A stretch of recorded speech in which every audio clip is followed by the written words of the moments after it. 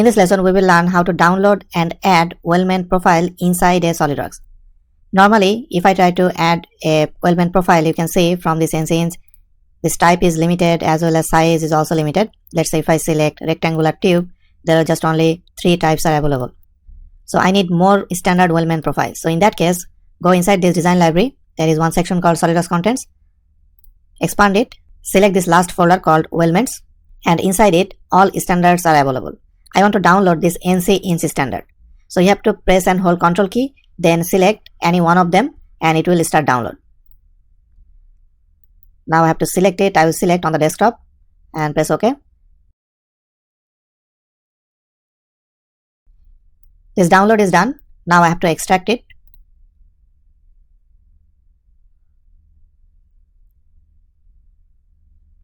So this is my extracted file. Go inside it.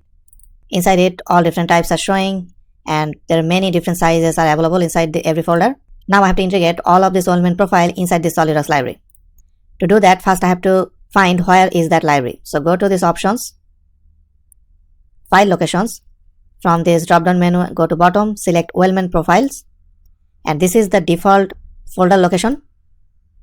If you want, you can put all this new Weldment profile inside this default location, or you can add a new path by using this add. I don't want to add a new path. I want to add all of this Weldment profile inside this existing path. So close this. Now go to the appropriate directory first. SolidWorks Corporation, SolidWorks, language, English, then Weldment profiles. Because I already created a custom folder which will work as a standard, so go inside it and I will take a copy of this, Ctrl A, Ctrl C to copy this, then put everything inside it.